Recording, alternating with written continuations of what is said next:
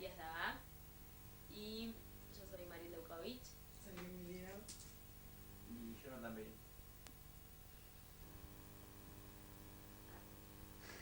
Bueno, para comenzar, ¿podría presentarse, decirnos su nombre y apellido? ¿Dónde nació? Yo soy Vendelino Laumann, nacido acá en Santa Anita el 22 de julio de 1924. Hijo de mi madre era rusa cuando nació en Rusia y vino a los 8 años. Y mi padre es argentino. Yo, por consecuencia, soy argentino, no. He estado también sirviendo a la patria en el ejército como subteniente reserva. Bueno, ¿usted se acuerda de más o menos qué le contaba su madre sobre la vida en Rusia? Lo que yo me acuerdo de Rusia, como se llama, por ejemplo, ellos vivían todos en casas de madera que tenían altillos, donde, como se llama, dormían o vivían adentro y abajo, como se llama, sobre el piso, tenían, igual que acá, donde se realiza la labor. Las mujeres generalmente en invierno tejían y hacían la ropa y los varones tenían en invierno poco trabajo porque allá la superficie de la tierra estaba completamente hecha un hielo.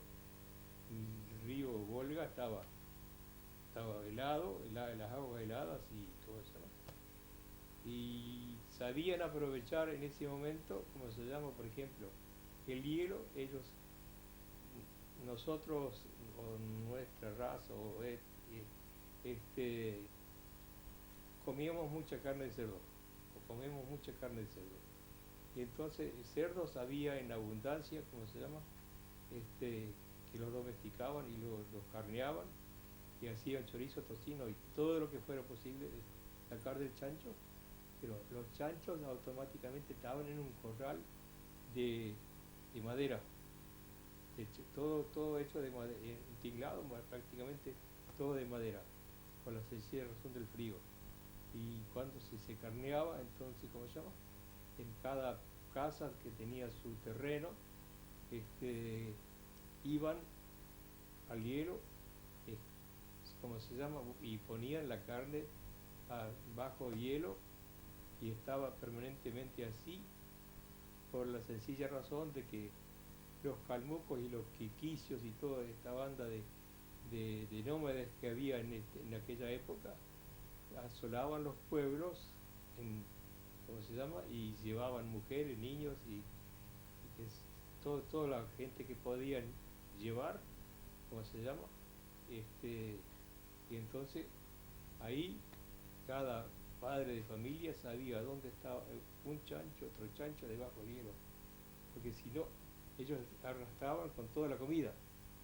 Y para que no encontraran la comida, entonces encontraron los chorizos que colgaban en la cocina o en algún lado escondido, pero la mayor parte de lo que se consumía estaba bajo el hielo, protegido a la vista de esta gente. Y el único que sabía dónde estaban todos, o era el abuelo y el abuelo, o el padre y la madre.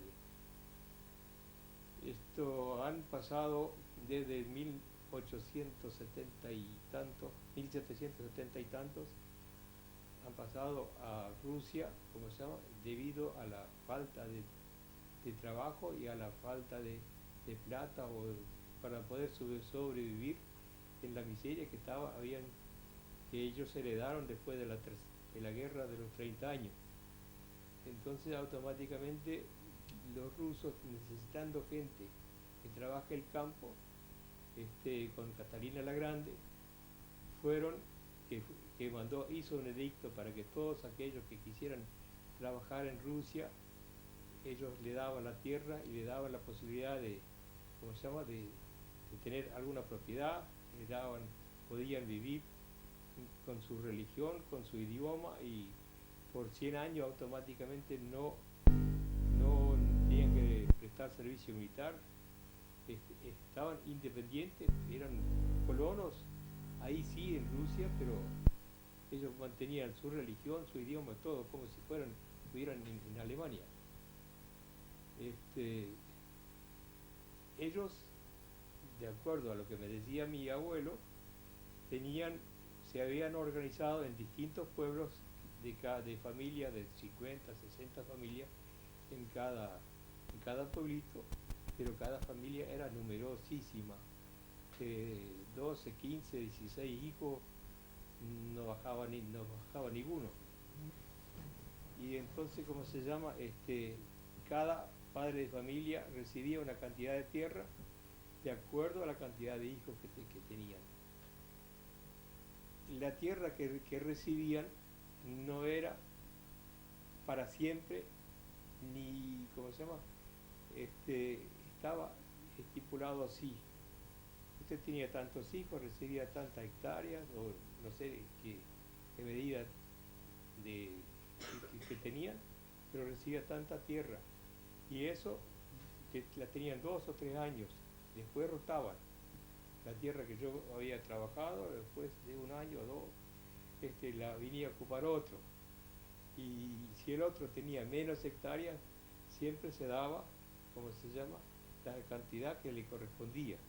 Con el tiempo, como aumentó las familias eran numerosas, aumentó mucho la gente, entonces cada vez fueron recibiendo más tierra para trabajar.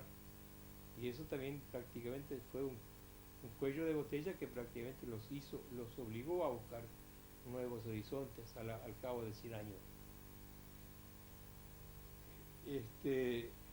Mi abuelo decía que él, ¿cómo se llama?, era agrimensor en aquel pueblo donde él vivía, y él, ¿cómo se llama?, era uno de los tantos, además del hombre que estaba al frente del pueblo, de entregar la tierra o medir las tierras que se entregaban a cada habitante o a cada padre de familia que vivía ahí. Ellos sembraban, o la siembra la hacían prácticamente terminando el verano en el otoño, y después, ¿cómo se llama?, helaba y se cubría todo de hielo. Con el deshielo nacía la semilla, y automáticamente con el tiempo, con la primavera y el verano, ellos cosecharon. Esa fue la manera como ellos trabajaban. Ahora, los hombres en invierno no tenían tanta actividad, porque prácticamente afuera no se podía estar, y las cosas estaban todas heladas, entonces automáticamente muchos decían que se iban a los hogares como acá a pasar el rato. Algunos no, algunos tenían algunos que tenían algún oficio, claro, eran herreros, eran, ¿cómo se llama?, cualquier otro oficio. Algunos trabajaban en cuero, otros hacían muebles, o simplemente, ¿cómo se llama?, arreglaban las casas que había que, ¿cómo se llama?, muchas veces había que repararlas, porque todo estaba en base a tablas, porque si no, era imposible aguantar ahí adentro. Y tenían, ¿cómo se llama?, establos grandes, porque tenían todas las vacas que tenían, las tenían en un establo, algún caballo que tenían, todo estaba en invierno bajo techo, en un establo, por lo menos protegido del frío. ¿Y por qué se vinieron para la Argentina? Se vinieron para Argentina, mi abuelo se vino para la Argentina porque a los 100 años de estar bajo el convenio que habían tenido con Catalina la Grande, terminaron todos los privilegios o todas las cosas que se habían conseguido. Por ejemplo, mi abuelo estuvo en la guerra ruso-japonesa, y estuvo 6 o 7 años estuvo ahí, ¿cómo se llama?, la guerra, y ya era padre de familia, y volvió, y después se abolió, ¿cómo se llama?, la ley que prácticamente no tenía necesidad de entregar un hijo al servicio militar. Entonces mi abuelo decía: lo que yo he pasado en la guerra, si yo no quiero que lo pase mi hijo, nosotros de acá nos vamos. ¿Y cómo podían irse? Y prácticamente tampoco el florecimiento de los pueblos ya no era el mismo, porque si había, a cada familia se le había disminuido, como se llama, la tierra que podía cultivar, automáticamente con el tiempo se sintieron en la necesidad de buscar nuevos horizontes, porque ya te digo, las familias de menos de 20 hijos, o 18, 17, prácticamente no había. Eran, acá nosotros, en la Argentina, cuando yo vivía en la casa de mi abuelo, los días domingos éramos 25 a 27 personas a la vuelta de la mesa que queríamos comer. Y, y no era fácil, pero acá el padre, ¿cómo se llama?, que fundó Santa Anita, había previsto, ¿cómo se llama?, organizar cada casa, cada hogar de una manera que prácticamente hay que ser muy inteligente para realizar una cosa de estas. Él, por ejemplo, acá le daba a cada uno 50 hectáreas, que con el tiempo las pagaron, no hubo problema, 50, 100 o hasta 200 hectáreas de campo, y los organizó así. Cada uno tenía en su casa gallina, tenía pavos, patos, gansos, todas las aves de corral que había, que se conocen, tenían. Así que acá, para surtirse, para comer, estando en el campo, usted tenía poco problema, porque si no había en ese momento algo de comer, había un pato, un pavo que se iba a poner al horno o a cualquier cosa. Y después, ¿cómo se llama?, la plantación de árboles frutales, automáticamente, ¿cómo se llama?, en cada patio había duraznos, había ciruelas, había membrillos y cosas por el estilo, que se plantaban. Después las hortalizas, eso, ¿cómo se llama?, eso era, cada hogar prácticamente tenía la manera de subsistir cuando hubiese algún problema de abastecimiento. Nadie. Tenían las vacas para la crema, para la leche, ¿cómo se llama?, para el queso, se hacían queso. Ya te digo que prácticamente en cada familia había una subsistencia por bastante tiempo, para no tener necesidad de estar recurriendo todos los meses o digo cada semana al pueblo para abastecerse.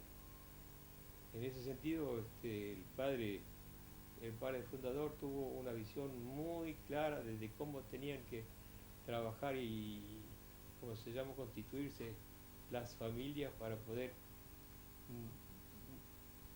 tener la subsistencia en los primeros tiempos, porque ellos llegaron acá, no sabían ni el idioma, ni sabían del clima, no sabían completamente nada. Ahora, yo considero que esta gente, para mí, tuvieron un conocimiento que en pocos años ellos se aclimataron, en pocos años sabían, va a llover, no va a llover, va a seguir seco. ¿De dónde sacaban la información? De la observación diaria de la atmósfera o del tiempo. Pero ellos, al poco tiempo, ya te digo, conocían las costumbres de los paisanos de acá, conocieron y fueron aprendiendo el idioma, aunque tuvieron muchos contratiempos. En los primeros tiempos, prácticamente la gente que vino y no pudo ubicarse en algún lugar eran peones, ¿no? Y mi abuelo siempre contaba, él vivía al principio, en los primeros tiempos vivía en Valle María Luisa. Entonces, habiendo falta de trabajo, en tiempo de cosecha, un año, los mandaron, le dijeron, andá, pastoritos, allá hay mucha gente que está buscando peones, ahí te van a dar trabajo. Y mi abuelo dijo, yo, ningún problema, yo me vine a pastoritos y me ofrecían una máquina trilladora para trabajar.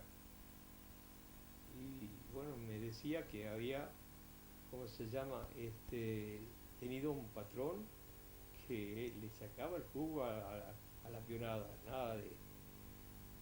Entonces, ¿cómo se llama?, ellos eran peones por día, de la salida al sol hasta la puesta al sol. Pero aquel paisano dice que los aprovechaban hasta las 8 o 9 de la noche, se iba hasta que la trilladora sacaba seco el grano, como se llama,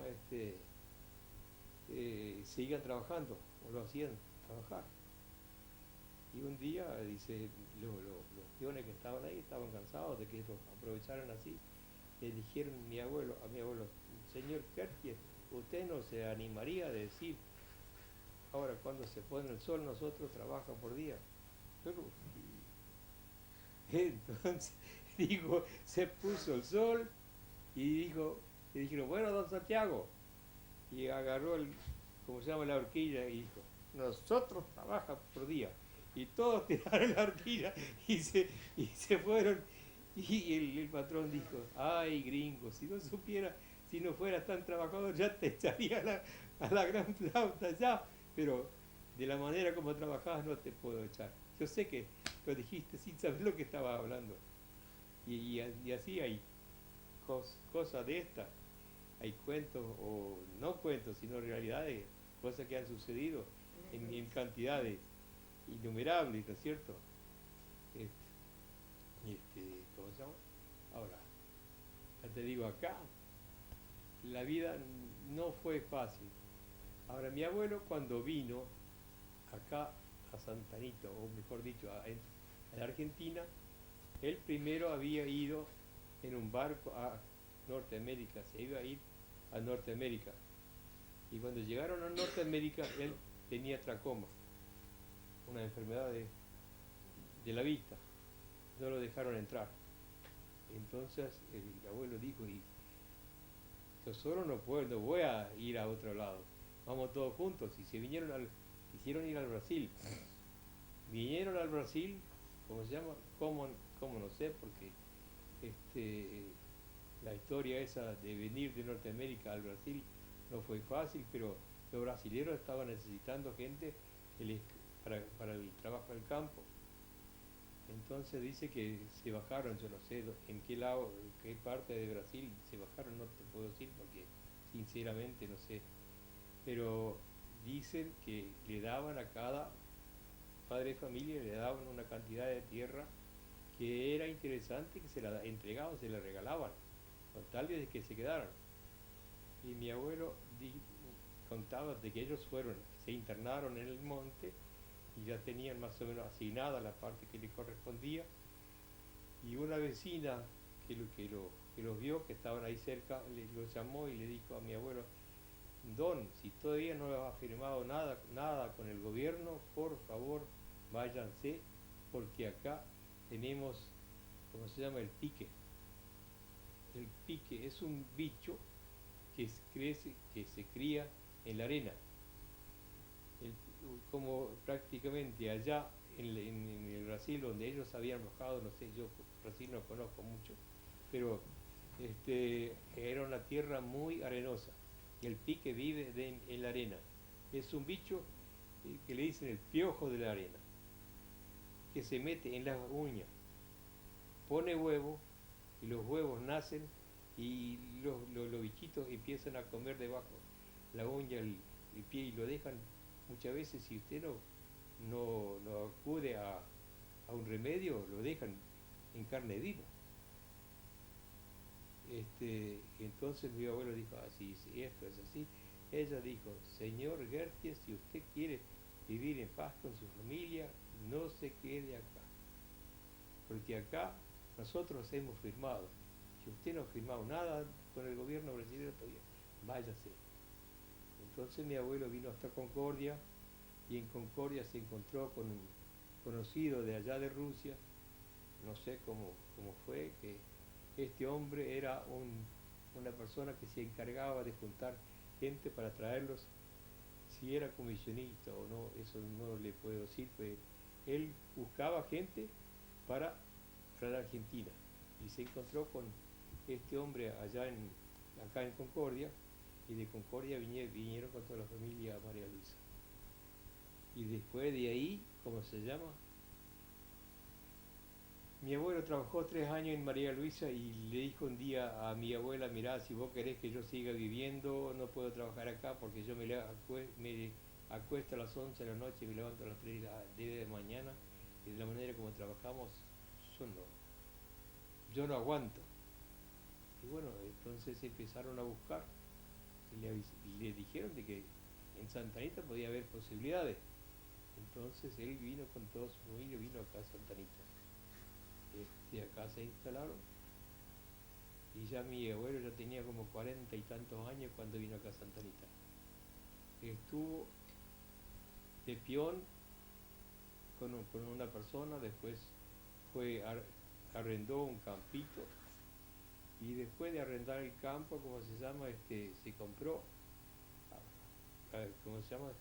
Un pedazo de campo y después se compró 100 hectáreas y en el tiempo que él estuvo acá, porque ya a los 65 años ya eran personas de edad, ya no prácticamente no hacían algún trabajo de rudo de ninguna clase y entonces, ¿cómo se llama?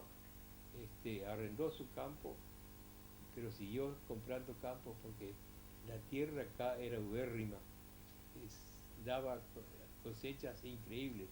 Acá, por ejemplo, la gente que compró el campo en los años 1905, 6, 8 y hasta el año 12, 13, automáticamente habían pagado toda la deuda que había tenido con el cura, porque el cura que compró la tierra se comprometió en pagarla y bien pagada, ¿no?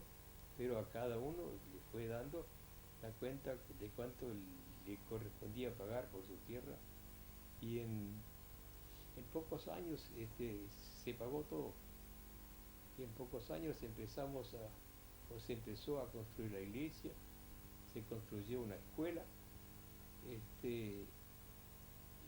tenía una visión de futuro este hombre que hasta ahora no hemos podido cumplir con todas las cosas que él lo que él tenía en mente porque él murió a los pocos años de estar acá. Él tenía, acá tenemos por ejemplo la plaza, tenía la plaza dividida, como se llama, en 4 partes.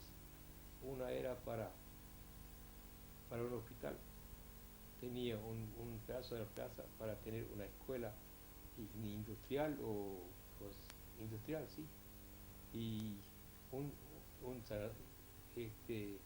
un asilo de ancianos y ¿cómo se llama? Y un lugar para las hermanas que iban a venir para estar al frente de la escuela. Nosotros no tenemos hijos de ancianos todavía.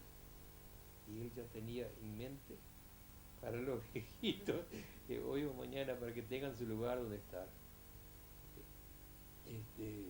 Fue un hombre muy... A él se le ponía algo y salía o salía.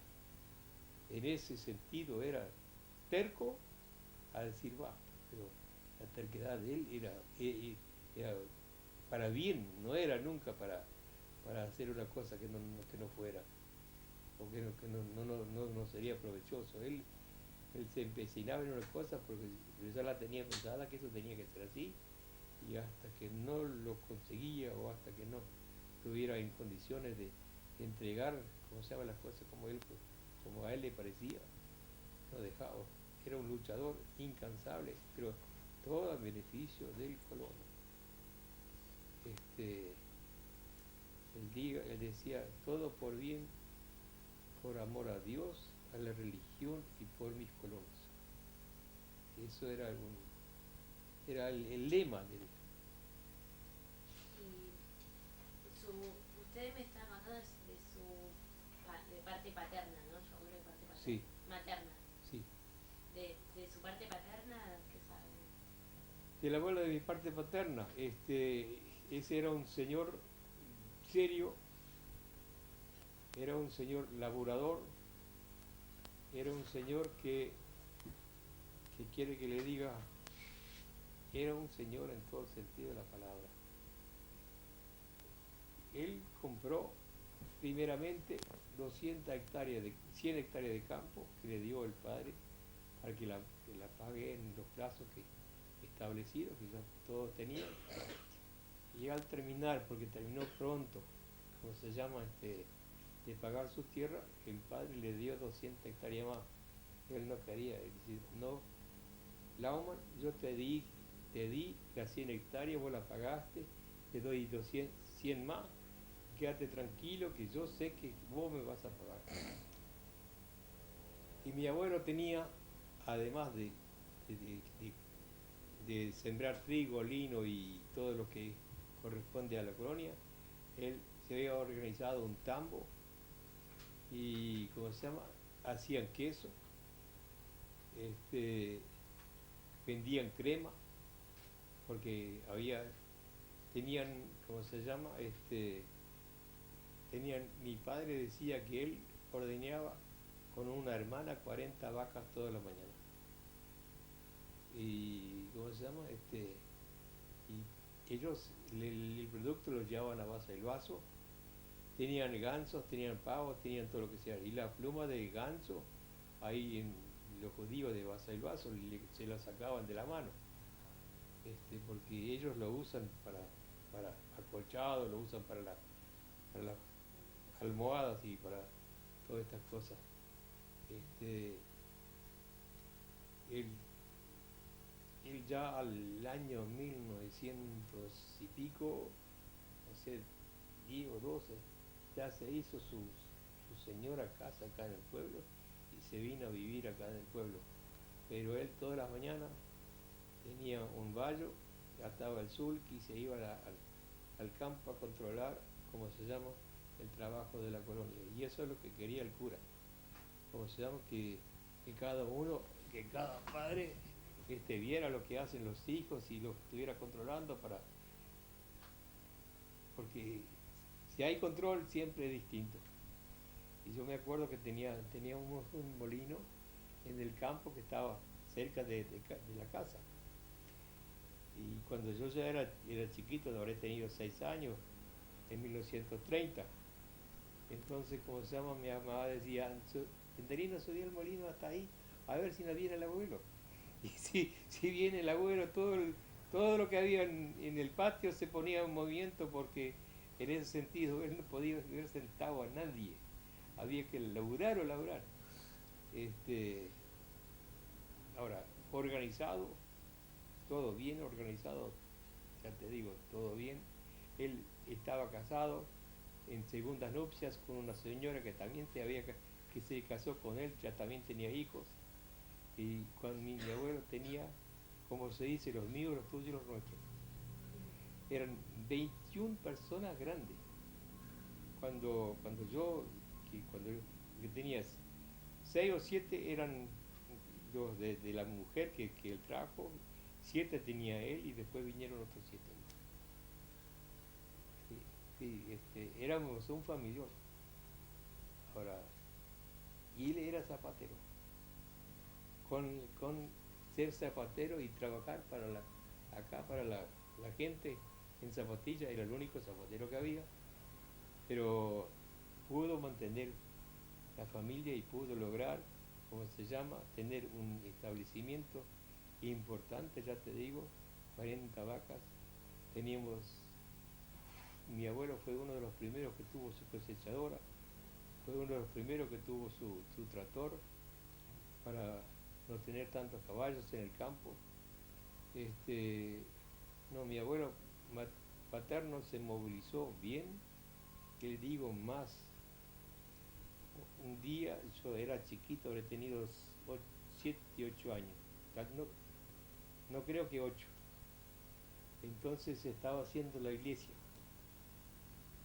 Entonces vino el padre un día y dice, Santiago, tengo que hablar con vos. Y va, ¿cómo se llama? Mi abuelo dice, pasamos adentro. Bueno, pasamos adentro. Tenía una señora casa, ya se había hecho. Entonces, ¿cómo se llama? El padre entró y miraba, Santiago, me pasa esto. Y yo para la iglesia necesito 8.000 pesos ¿cómo se llama? Para los vitrós que tenemos acá en la iglesia. Y mi abuelo, ¿cómo se llama? Dijo, bueno, si precisaba, eran billetes de 1.000 pesos, le dio los 8.000 pesos y, ¿cómo se llama? Y cura al rato se fue. Yo me acuerdo bien todavía porque yo estaba sentado en los ladrillos jugando con qué sé yo, y sale mi abuelo de la pieza y mi abuela le dice, ¿qué quería el cura? Y me pidió plata, quería. Y vos le diste, sí. ¿Y cuánto le diste? Y me pidió 8.000 pesos. ¿Qué vos le diste los 8.000 pesos? Pero mi abuela hizo una guerra ese día, mamma mía. Y mi abuelo, no me he olvidado nunca, le dijo, pero vieja, vinimos, lo único que teníamos era hijos, los hemos mantenido, nos ha dado todo, y ahora nos está sobrando, y yo no le voy a dar 8.000 pesos a un hombre que me dio años para que pudiera mantener mi gente. Eso me quedó. Sinceramente me quedó para el resto del viaje. Y por eso digo, yo cuando hablo de mi abuelo, yo sé que era severo, severísimo. Era una cosa increíble. Él para probarnos, a ver si nosotros le cumplíamos. Él por ahí ponía sobre una ventana, ¿cómo se llama? Ponía alguna moneda. Bueno, quiero ver si hay alguien que me saque la moneda. Y un día estaban los 10 centavos ahí y viene corríamos todo el santo día. Al rato viene y miro y faltaban los 10 centavos. Éramos como 8 o 10 nietos que corríamos por el patio permanentemente. Entonces vamos, vengan acá, que el abuelo llamaba y nosotros no había otra manera que hacer que ir, porque entonces, ¿cómo se llama? Yo me acuerdo que pónganse en hilera todos, y había algunos más grandes, otros más chiquitos, estábamos todos en hilera así. Entonces dice, ¿quién me sacó la moneda que estaba acá? Nadie. ¿Quién me sacó la moneda? Alguien de ustedes me sacó la moneda. Nadie. Entonces dijo, bueno, ya que están en hilera, a ver, te voy a mirar los bolsillos. Y empezó a buscarle a cada uno los bolsillos. Y a uno le pone la mano adentro y saca, no tiene nada. Dice, abuelo, acá no precisás mirar porque no, acá no hay nada adentro. Sí, ya, vos solo te chavaste. Y ahí estaban los 10 centavos. Pero las tundas, no, había que aguantarlas. Pero yo le doy gracias a Dios. Yo tengo en este momento una familia que yo no he sido nada de bondadoso ni a los chicos que andaban mal. Yo aprendí a educar a la gente como dicen que al arbolito de chiquito hay que enderezarlo, de grande no se endereza más. Y tengo mis hijos, a uno lo han visto, que es el intendente del pueblo, a otra hija es enfermera, pero todos son personas responsables. El otro muchacho tiene una carpintería y mis hijos están todos bien. Pero ya te digo, yo les he educado derecho para arriba. Nadie puede decir que alguien pueda decir que miente o roba. Eso no existe en mi casa. Para mí es lo más grande que puedo tener de mis hijos y de mi familia. Yo lo único que yo me acuerdo siempre, mi padre, un día estaba discutiendo, yo era presidente de la Junta de Gobierno y, ¿cómo se llama?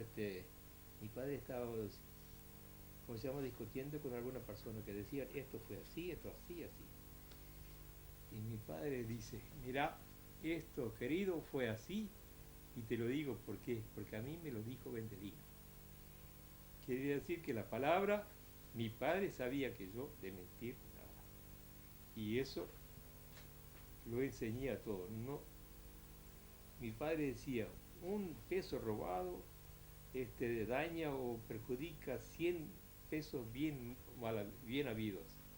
uno solo que uno mal habido, como corrompe 10, 100 bien habido. Y yo he seguido más o menos la trayectoria de mi padre y de mis abuelos, en ese sentido. Y mi abuelo materno no era tan serio, era, le gustaba la joda, tal vez de vez en cuando tomaba un vinito, pero trabajador al mango. Y, por ejemplo, de su educación, ¿qué se acuerda? ¿Estudió en la escuela de acá? Sí, yo estudié en la escuela de acá.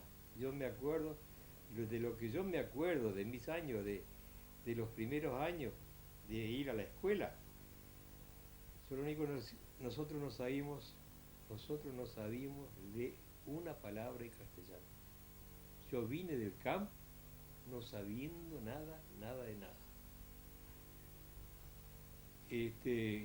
Teníamos una hermanita que nos enseñó las letras y empezamos a deletrear y todo el mundo tenía que aprender las primeras letras o los primeros pasos de cada letra. Y nosotros, yo me acuerdo ya cuando ya era más grande, iba al segundo año, al tercero. Entonces acá el pueblo era de paraísos de punta a punta, paraíso grande. Y nosotros, por ejemplo, íbamos a la escuela a la mañana y a la tarde. A la tarde salíamos a las 4 de la tarde y teníamos que estudiar para el día siguiente. Todo lo que habíamos aprendido lo había dicho a la mañana y a la tarde.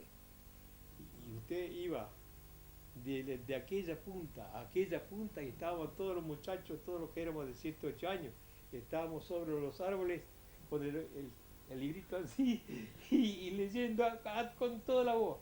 Eso era como si fuéramos una lorada. Hoy yo me río porque es así, pero estábamos cada uno teniendo su libro y ojo, ojo, ala, ala, y así, pero todo eso era un griterío inmenso. Todos ¿cómo se llama? Con voz fuerte leyendo pero nadie sabía lo que se leía. Yo fui al colegio en Buenos Aires y a mí me tomaron examen y yo en aritmética y en estas cosas era sin ningún problema. Me dijeron, a ver, lee acá, y yo leí sin un error. Después me dijeron, a ver, explique lo que usted leyó. Yo después, a los años, cuando volví del colegio y tenía los libros, ¿cómo se llama?, de lectura que habíamos tenido en aquellos años. Entonces yo dije, ¿qué es lo que nos decía estos libros? Y nosotros lo leíamos y no sabíamos lo que era eso.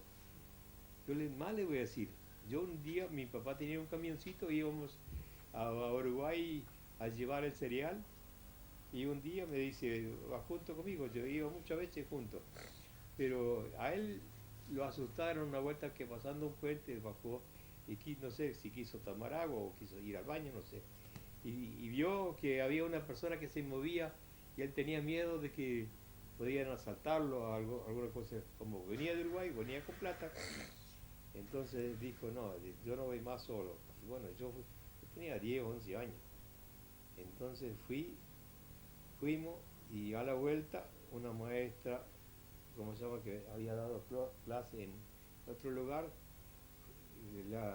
la llevamos a donde ella vivía, a otro pueblo donde ella vivía. Entonces, ¿cómo se llama? Pasamos por un pueblito y la maestra dice, don Benjamín, podríamos tomar algo o tomar agua, alguna cosa por el estilo. Y sí, y mi papá me preguntó en alemán, ¿vos querés tomar agua? Sí, estaba con sed. Entonces yo bajé y la maestra, ¿qué? Y yo no sé, le dice a mi papá, eso me acuerdo como hoy, señor Lauman, usted no tiene vergüenza que su hija, hijo de 8 9 años, no sepa ni siquiera pedir agua. Y la verdad, no sabía. Y mi papá no sé lo que habló con la maestra, porque ¿para qué voy a decir si yo no entendía en castellano una sola palabra? No, fueron acá, Ah, o sea que en su escuela estudiaban estu- alemán. estudiábamos alemán, o hablábamos el alemán. Hablamos, estudiamos castellano. Teníamos libro de lectura castellano, hacíamos todo, pero entender, nada, nada de nada. En alemán, no tanto que estudiábamos en alemán, el alemán, recién en el cuarto año, ¿cómo se llama? Tuvimos un maestro que prácticamente nos exigió escribir con letra alemana, con la letra gótica y leer libros en alemán. Y ahora, la religión sí, eso automáticamente teníamos un catecismo que teníamos que saberlo de memoria, de punta a punta, todo sin vuelta de hoja. Eso, eso era lo que sabíamos en alemán, leer la Biblia y el catecismo. Después prácticamente muy poco en el alemán que se aprendió, que se enseñó. Pero lo que era la lectura, sí. Este, pero, ¿cómo se llama? ¿Qué le iba a decir? A veces hubo un tiempo que vino el maestro y dijo, bueno muchachos, ahora los recreos se habla únicamente en castellano. Y a la vuelta de la escuela había árboles de paraíso toda la vuelta y estaba un muchacho en este árbol, el otro, en todos los árboles había uno que íbamos a hacer hablar en castellano, no sabíamos, nos parábamos al lado del árbol esperando que toquen para entrar de vuelta al aula. ¿Qué va a hacer? Usted mencionó que había otros colonos como la parte judía y ¿cómo era su relación con el resto? No, acá la relación con el resto era muy poca, era únicamente comercial. Usted, por ejemplo, con los judíos nosotros, que yo sepa, ¿qué quiere que le diga? Una relación únicamente de vecino que alguno lindaba con alguno, porque ellos tampoco no eran tan sociales como uno quisiera, porque ellos se agruparon no como nosotros en una colonia, sino que ellos vivían en el campo, pero entre 2 o 3 colonos vivían juntos. Hacían, ¿cómo se llama? Yo compraba una chacra acá, el otro allá, y en el medio por acá había otro, entonces hacían un triángulo o algo así por el estilo, 3 o 4 familias juntas en defensa de los intereses de cada uno, porque todo el mundo tenía miedo, porque nosotros, yo me acuerdo que nosotros, los criollos, que eran los nativos de acá, tratábamos de no por nada, sino que sencillamente era miedo, teníamos miedo de que nos hicieran algo, porque en Rusia, donde estaban nuestros abuelos, ahí pasaba que robaban chicos, que robaban mujeres, y los llevaban presos, y entonces acá nosotros, tanto los otros como los judíos, buscaban su autodefensa estando unidos varias familias juntas. Eso fue así. Y que se hayan abierto a otras comunidades, ya fue con muchos años de estar acá, a los 40, 45 años de estar acá recién, ¿cómo se llama? A la gente que tenía que ir de peón por ahí, buscaban dando trabajo, se ha metido con personas de otra, ¿cómo se llama? ¿Cómo se llama? No, ¿cómo se dice ahora? De otras comunidades, por ejemplo, con italianos, con franceses, pero con el criollo había muy poca, ¿cómo se llama? Comunicación. porque había muchos de ellos también, como no tenían plata o no tenían trabajo, eran lincheras que andaban recorriendo, buscando trabajo o alguna cosa por el estilo. Yo sé que, como se llama, en casa cuando yo tenía 10, 11 años o 12, que ya fue en el año 34, 35, ¿cómo se llama? Y venían, ¿cómo se llama? Los lincheras recorriendo los campos, generalmente las mujeres estaban solas, y que ver algún extraño a la familia, automáticamente todo el mundo entraba, cerraban con llave la puerta hasta que hubiera pasado, no había eso de ahora, pero tampoco no había los asaltos que hay ahora. Ahora, con el tiempo, los hombres, sí, se comunicaron, hubo más comunicación con la gente de fuera de casa, pero lo que es las mujeres, casi no. Y ya te digo, yo, por ejemplo, en el año 51 me instalé con un comercio acá en Santa Anita. El comercio se lo compré a un tío mío que se fue de acá a San Juan. Pero yo le puedo decir que hasta el año 1970 prácticamente atendíamos a nuestra gente en alemán, en el dialecto que nosotros hablamos. Muy poca gente hasta esa altura de la vida o del tiempo hablaba en castellano. Y, por ejemplo, se juntaban en la iglesia, cuando se juntaban, ¿qué hacían? No, en la iglesia Sí. y todos los domingos, todas las familias. No todas las familias juntas, porque la gente que vivía en el campo tenía que quedaba una parte, quedaba en el campo atendiendo los animales y qué sé yo, y la otra parte iba a la iglesia. Acá, por ejemplo, ¿cómo se llama? Acá en las colonias, acá a la vuelta, que había mucha colonia. Yo me acuerdo que había un campo que por el intermedio de la colonia venía hasta por acá cerca, y acá hay una calle pública o un camino público, ¿cómo se llama? Y estos venían, ¿cómo se llama?, hasta el pueblo a la iglesia. Yo me acuerdo que teníamos un comisario que vivía más o menos en el pueblo, ¿no? Pero vivía sobre una calle que había mucho tránsito. Y los días domingos, de las 7, 8 de la mañana, venía un carrito tras otro. Pero lleno de gente, nada de... Y todo el mundo a la misa, eso era seguro. Y este comisario un día me dijo: Lauman, decime una cosa, ¿por qué? Si ustedes dicen que Dios está en todas partes, ¿por qué no se quedan en la casa a rezar? Le digo, ¿por qué tienen que venir acá? ¿No ve que todos los domingos yo tengo acá viento norte, me enchastra todo con polvo, toda la comisaría?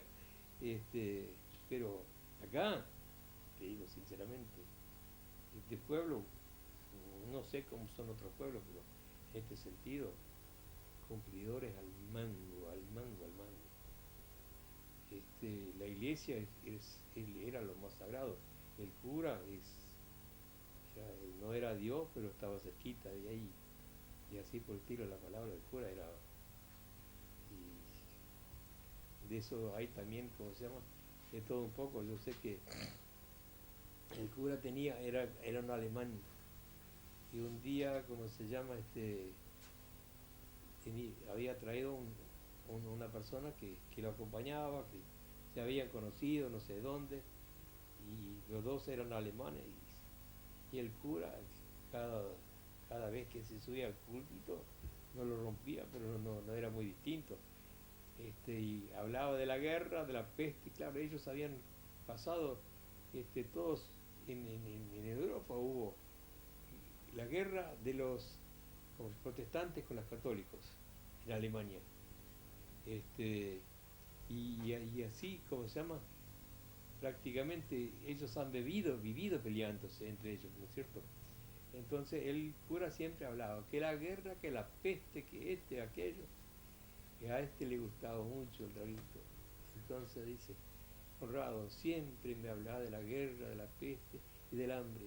¿Por qué no me hablas alguna vez de la sed? Y entonces el cura dijo, nomás, tú andá, tomate un vino, porque eso era lo único que aspiraba este cristiano. Pero ya te digo, acá en ese sentido, la religión eran severos los curas y la práctica, pero eran, este, la religión, ¿cómo se llama? Era observada prácticamente por toda la comunidad. No había muy pocos, ¿cómo se llama? Gente que no eran tan estrictos en sus cosas con respecto a la religión. Todo el mundo. Era a la mañana, yo iba a la escuela, a los 6 años fui al primer grado y era a la mañana, todas las mañanas, a las 5 de la mañana nos levantábamos. Yo y una prima hermanita mía teníamos que llevar más o menos unos 500 metros las dos lecheras que ya se habían ordeñado al potrerito y a las 6 derecho a la iglesia. Todos los días. No había, era seguro, la misa era de todo el día acá. Ahora Sobre el tema de las comidas, así como siguen con la tradición de la iglesia, algunas comidas que hayan quedado como tradición de lo que tenían en Europa o y, comidas que ponían. no, acá prácticamente la comida fue siempre, ¿cómo se llama? El guiso, el puchero, ¿cómo se llama?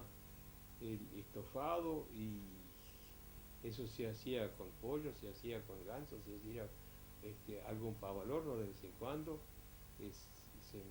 algún pato, eso, esa- y las comidas tradicionales prácticamente se hacían en base al chancho, se hac- todo el mundo carneaba 2, 3 o 4 veces al año, como se llama, y las carneadas no eran de hacer 2, 3 choricitos, sino que para todo un montón de gente se hacía el chorizo, pero se carneaba una vaca, una vaquilla, y se agregaba un chancho grande que ya automáticamente tenía cerca de 200 kilos cuando lo carneaban, más o menos el mismo quilaje que un animal.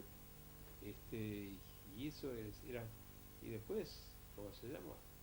Tenemos las tortas que eran las comidas del domingo, las tortas rusas que tienen, ¿cómo se llama? En base a eso, fideos hechos, ¿cómo se llama? Casero, el pan, cada casa tenía su horno, y nosotros, por ejemplo, en casa, una vez por semana se prendía el horno únicamente para hacer pan, y ese pan nos duraba una semana, porque se hacían unos panes, no sé, de 5 o 6 kilos, no sé de cuántos kilos. Bueno, ¿Ah? panes de campo. Sí, panes de campo, sí, sí, sí, sí. Y todo esto que se le daba mucha importancia a la iglesia era porque los había ayudado, ¿no? No de por sí. Te digo que nuestros abuelos allá en Rusia también eran creyentes al mango, y habían ¿cómo se llama? Sobrepasado, habían sobrellevado una, ¿cómo se llama? Una guerra, una estadía que era difícil, en un lugar donde prácticamente no se conocía nada. Entonces la religión era prácticamente lo que nos unía a la gente. Entonces cada uno iba a la iglesia, muchas veces, a asistir a la misa o a lo que sea, lo que se hacía, pero también para llegar a juntarnos para, como se llama, saber de cómo te va vos, qué haces en tu casa, y así por el estilo. Y aquí teníamos, por ejemplo, un cura que fue cuando yo ya tenía 11, 12 años, ya en el año 30, 31, ¿cómo se llama? Que visitaba, se iba acá por- porque con el tiempo prácticamente acá cada familia tenía su casa en el pueblo y la chacra estaba en el campo, ¿no es cierto? Y muy poca gente que vivía en el campo. ¿Hay alguien? ¿Eh? Sí, bueno, Hay alguien, ¿cómo se llama? Vivía en el campo, ¿no? Entonces, como se dice, acá la gente venía al pueblo y, y asistía a reuniones, qué sé yo, que se hacían para saber cómo, pero había un cura que iba de casa en casa, no sé cómo se puede decir, él iba de casa, y- porque en cada cuadra había 4 casas, más no, estábamos separados, acá cada hogar tenía media hectárea para tener su granjita, su, su quinta, su huerta, y para también tener. Acá nosotros, yo me acuerdo, repollo y todas esas cosas que había que trasplantarlas, eso era seguro que los días miércoles estábamos todos los chicos de todo el pueblo trasplantando repollo, trasplantando o sea, cebolla, y cada uno tenía su, ¿cómo se llama? Su huerta, tenía mi abuelo, yo sé que tenía vid, sí, uva, tenía sus, ¿cómo se llama? Sus árboles de durazno, de manzana, y los duraznos, ¿cómo se llama? Los secaban cuando era el tiempo, los secaban sobre una chapa, y después se usaban para hacer los famosos strudel que nosotros hacíamos, pero eso era, nosotros, yo me acuerdo, una vez por semana prácticamente no se comía carne y se comía únicamente productos, ¿cómo se llama? ¿Cómo se llama? Ahora, las empanadas con, con durazno, empanadas con cualquier de durazno, manzana, pera, esto seco, los cocinaban y hacían empanadas de eso. Y me acordaré de estas cosas. Riquísimo. Y ustedes, los chicos, ¿a qué jugaban? ¿Cuáles eran sus pasatiempos? Nosotros jugábamos al tipo fútbol, pero teníamos una pelota de trapo, ¿no?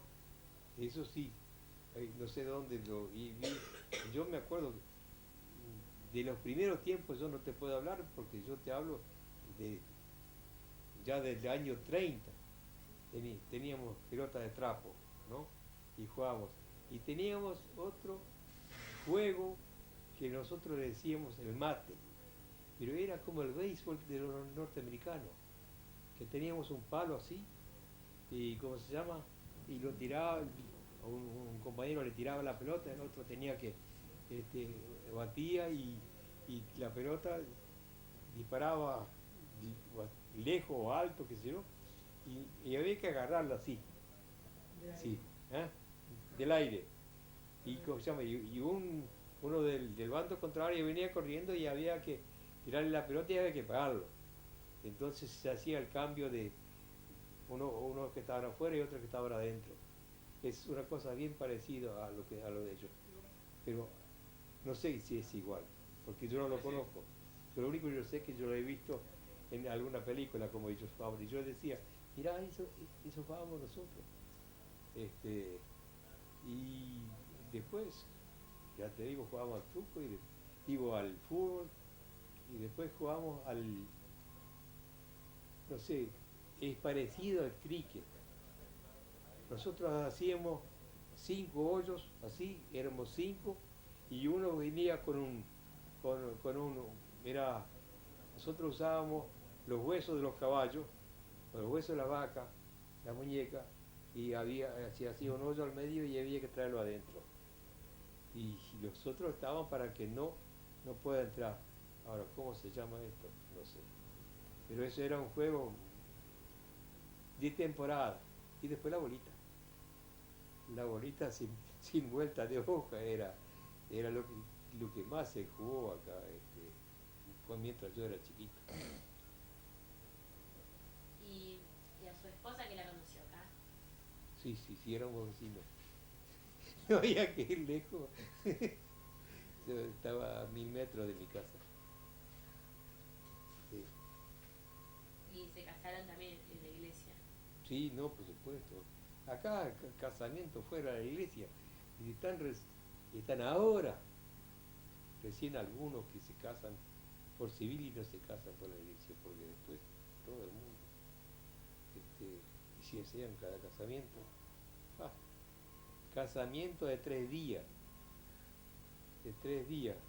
con 100, 200 personas en el patio, y darle de comer, cocinarlo y todo lo que se hacía. ¡Hey! Eso es verdad. Esa es la niñatita, sí. Y ahí no son usted. ¿Eh? Y ahí no son usted. ¿Cómo se llama? Y esta es pícara. Yo me tenía que reír los otros días. ¿Qué pasa? ¿Qué pasa? ¿Eh? Estaba, Y para la tele. estaba hablando, ¿cómo se llama? Con la abuela, y la abuela dice, parece que ahí hay un muchacho que es novia de tu mamá. Mi mamá no tiene novio, mi mamá tiene esposo. Así dice llanamente, tiene cada salida que es increíble. ¿Qué va a hacer? ¿Y la educación de sus hijos cómo fue? ¿Fue muy distinta a la suya? ¿El estudio era...? Bueno, una cosa es la educación de mi hijo. Yo ya vivía en el pueblo, ya era distinto, porque yo, ¿cómo se llama? En los años que yo fui acá a la escuela, prácticamente yo vivía en la casa del abuelo. Entonces la abuela era severa, y el abuelo era el hombre que trataba de apaciguar. Y, ¿cómo se llama? Ya te digo, nosotros hacíamos en un barrio, así éramos 20 o 30 chicos, íbamos todos juntos a la mañana a la escuela y jugábamos en el patio de la escuela, pero y después ya acá no, acá yo, como se llama, le digo sinceramente, no fui un padre, como se llama, cruel. Yo traté de que se formaran, los retaba, sí, a veces también el cinto corría, pero, ¿cómo se llama? Uno trataba de que, como se dice, la, educa la educación que hay ahora, para mí, que me digan lo que quieran, no sirve. Porque el maestro no es maestro, no se la respeta por ningún lado, cada uno hace lo que se le da la real gana, eso no existía. Nosotros, hoy yo le digo a mis nietos, ¿no? Pero no, abuelo, vos estás equivocado, cambiaron los tiempos. Le digo, sí, muchas veces le digo, sí, cambiaron los tiempos, pero vos tenés que pensar, yo les hablo de la patria, y usted, pero abuelo, dejate joder, patria, ¿qué es patria? Si acá son todos ladrones. Y por eso, yo hablar de un ministro, hablar de un... Pero eso era... Allá, lo teníamos allá arriba sobre un pedestal. Una persona que había sido algo alguna vez acá en el pueblo, pero eso era lo más superior que había dentro de la sociedad, de nuestra sociedad. Todo era de respeto increíble. Nosotros, por ejemplo, cuando yo era chiquito, las personas mayores que nos cruzaban, todos decíamos alabado sea Jesucristo. lo cruzábamos 10 veces y las 10 veces le decíamos alabado sea Jesucristo. Y guay de aquel pibe que no lo hacía. Porque este padre o este abuelo decía, mirá a tu hijo, este no saluda como debería saludar. Y así por el estilo. La educación era completamente distinta a lo de acá. A lo de acá me hace recordar mi abuelo, como se llama, cuando yo iba a la escuela. Yo había venido del campo, no sabía completamente nada de nada, era tímido al mango y, ¿cómo se llama? Cualquiera que me decía algo yo me ponía a llorar. Tenía un compañero que iba a la misma clase que yo, al mismo grado que yo, y no sé, era camorrero. Y cada rato me pegaba, me trompeaba, me tiraba al piso. Y yo llegaba a las casas llorando. Y mi abuelo me dijo un día, Endelino, vos venís otra vez llorando y me decís porque te pegaron, yo después te agarro y te pego un castigo, pero mucho más peor que ese y veníamos, yo ya estaba acobardado. Y salíamos de la misa un día domingo de mañana y yo vivía para allá abajo y veníamos caminando y permanentemente dando un puñetazo acá, dando un puñetazo allá, y yo ya no sabía lo que hacer. Me salió el tigre adentro, me di vuelta, lo agarré, ¿no? Lo tiré al piso, le saqué la zapatilla que tenía y le di con todo. Y cruza mi abuelo y me ve, dale Vendeno, dale. Eso no me olvido nunca, después nunca más. Pero usted viene del campo, educado, solamente vio al papá, la mamá, dos o tres hermanitas y eso era todo lo que cualquier cosa era, ¿cómo se llama? Algún semejante, alguna persona. No conocíamos los amiguitos que teníamos de los vecinos de acá, de la casa donde yo estaba. Él era otro abuelo que tenía 3 nietos. Mi abuelo tenía 2 nietos y el otro tenía otros tantos nietos, y algunos tenía algunos hijos también, pero éramos todos tímidos. No había nadie que usara. Y bueno, ese día yo me desquité y mi abuela decía, así te quiero ver siempre. Y acá más o menos parecido a esto, pero en cuanto a la educación es completamente distinta, le digo. El respeto que teníamos nosotros para el profesor, eso no se puede. Sí, es imposible describirlo, porque no.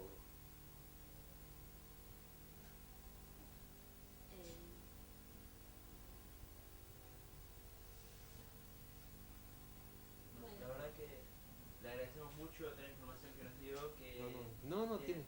más que no sé la palabra, más que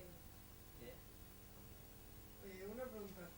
Cuando usted llegó acá, ¿había algún lugar donde concurrían los chicos a reunirse para...? Los chicos, nos Chicos, reuníamos. Los adolescentes. Claro, Los chicos de 10, 11, 12 años nos reuníamos únicamente en la escuela o en la calle o jugando en algún baldío, jugando algún metido al fútbol o ¿cómo se llama? La pelota de trapo o a lo que sea, pero lugar de reunión no. Te digo sinceramente, lugar de recién hubo lugar de reunión cuando empezamos a, ¿cómo se llama? A jugar al fútbol ya mayor de 15, 16 años. Entonces formamos la Acción Católica. Y en la Acción Católica era dirigida por un sacerdote, que era el teniente cura de la localidad. Entonces él nos llevaba, fue donde vimos la primera radio, la primera cosa por el estilo. Ahora, fonógrafo teníamos en casa, sí, porque se lo regalaron a mis padres porque había comprado un tractor y entonces como, quién sabe, el que nos vendió le dio un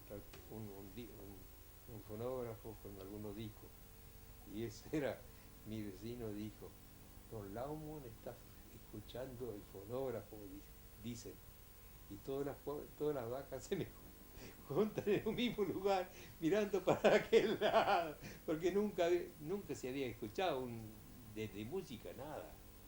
Este, pero, ¿cómo se llama? Pero el lugar de reunión empezamos a tener recién a los 16, 15, 16 años cuando se formó la Acción Católica. Los viejos sí te... Otra pregunta. Sí. ¿Cómo llegó usted a ser general? ¿Cómo? ¿Cómo llegó usted a ser general? No, yo fui subteniente de reserva. Bueno, Como yo fui aspirante a oficial de reserva en el año 1945, porque los militares cuando lo destronaron al presidente, era Castillo, era vicepresidente, fue presidente, fue destronado Castillo, me parece. Entonces se dijo que acá la ribera con todos los países limítrofes había que poner cuarteles, porque tenían miedo a una invasión de los uruguayos, de los brasileños, no sé de quién, pero está minado de cuarteles y no había oficiales, ¿cómo se llama?, suficientes para atender a los soldados. Entonces se hicieron en muchos cuarteles, se hicieron cursos a oficiales de reserva, pero eso era únicamente para aquellas personas que tenían quinto año nacional. Y con quinto año, como se llama nacional, a mí me seleccionaron para el curso de oficiales de reserva. Fuimos 60 muchachos que fueron seleccionados de prácticamente de acá de la Mesopotamia. De los 60 llegamos 4 a ser oficiales de reserva. Todo lo demás fueron cabos, salieron como cabos de reserva. Y entre esos pues, Y hago otra pregunta. Ustedes, los chicos, tenían que ayudar, por ejemplo, en los trabajos de la casa y también estudiaban, digamos. si no, pues, O quiénes están en los trabajos de campo y todo no, en los trabajos de campo ya automáticamente, ¿cómo se llama? Estaba el peón o los peones, ¿cómo se llama? Los chicos del campo venían al pueblo, se iban a caballo, llegaban a 1 o 2 de la tarde y allá a la tarde estudiaban. Decíamos que estudiaban, pero generalmente andaban vagando con sus caballitos por ahí, tratando de pasar el rato, ¿cómo se llama? En la chacra se estudiaba también, pero no era lo mismo que acá en Santa Anita, porque en Santa Anita prácticamente era una dedicación exclusiva a la enseñanza o al aprendizaje. Pero, ¿cómo se llama? En el campo no, en el campo pues llegabas de la escuela, comías y ya, bueno, ¿qué te hizo? A traer los terneros, y se salían a buscar los terneros. Había que traer a la tarde las vacas, había que traer las vacas para que al día siguiente se la pudieran ordeñar, y siempre había algún trabajito que no, y el peón estaba para los trabajos rudos, no para andar juntando, ¿cómo se llama?, ternero o lo que sea, o si no, decía, bueno, a sacar los huevos, ¿no? Y éramos unos cuantos que... Usted no es de su gente. Sí, pero... ¿Eh? Sí, no pasa nada. Y ya le digo, cosas por el estilo. En el campo siempre hay que hacer leña, hacíamos leña, juntábamos leña. Este, hubo tiempos en que, ¿cómo se llama? Cuando nosotros, por ejemplo, fuimos al campo donde estuve definitivamente hasta los 20 años, prácticamente cuando llegamos allá había un abrojal así de alto. Y pasando el tractor con el arado, ¿cómo se llama? Automáticamente, ¿cómo se llama? El abrojo se cae, se seca, y se pasa la rastra, se pasaba la rastra, y se hacían montones de, ¿cómo se llama?, de abrojos. Y los abrojos se juntaban en, ¿cómo se llama?, en un lugar, y se hacía una parva de abrojos, y con esto se hacían ¿cómo se llama?, los fuegos en la cocina, que teníamos dentro de la cocina, una cocinita a leña. Y ¿cómo se llama? Y eso era la manera eso se usaba para todo. Y había que hacer la leña, había que llevar la leña, el trabajo había siempre. Más les digo que muchas casas, como la nuestra, por ejemplo, nosotros teníamos abejas que la atendía mamá, y de vez en cuando algún pibe que le ayudaba a cargar las cosas, y después estructurábamos, apretábamos ¿cómo se llaman?, los panales, y hacíamos la miel. Teníamos miel en casa, pero ya te digo, todo era costa de laburo. Y los chicos que vinimos acá a la escuela, que estamos acá en el pueblo, no, eso era para la gente del campo. ¿Sí? Bueno, No. Sí. ¿Alguna cosa más? ¿Alguna cosa más? No. ¿Una anécdota, algo tiene? ¿Algo que quiera agregar? Anécdota. Yo te puedo decir una anécdota de mi abuelo, que me contó cuando él estaba en Rusia. ¿Cómo se dice? Ellos, los hombres en Rusia, cuando los días sábado, domingo, se juntaban en unos bolichitos. Entonces, ¿cómo se llama? Un sábado de tarde, mi abuelo, ¿cómo se llama? Dice, estaban jugando los naipes, y a las 12 de la noche se cerraba todo. Entonces, ¿cómo se llama? Él dice que la mujer que atendía ahí el bolichín le simpatizaba con mi abuelo, se simpatizaban entre ellos. Entonces, cuando vio que eran las 12, le dice, vení, Ortiza, ¿por qué no me corres la aguja una hora para atrás? Así la gente mira el reloj y son las 11 recién. Y la tipa lo hizo, ¿no? Y jugamos a los naipes y a todo lo que era hasta las 12, cuando ya eran las 1. Entonces dijo, pero yo te puedo decir, querido nieto, eso lo hice una vez y nunca más. Yo el día domingo, cuando fui a confesarme con el cura, pero me gritó de tal manera y me dijo tantas cosas, dice que nunca más, ni un minuto, le dice, mover el reloj, porque era tremendo el sermón que me dio. Y otra cosa, que las penitencias que se daban en aquel entonces, bueno, usted, me decía él, la penitencia que daban, el cementerio quedaba lejos del pueblo. Bueno, usted 3 noches o 10 noches seguidas, a la entrada del sol, se me va al cementerio y vuelve a su casa.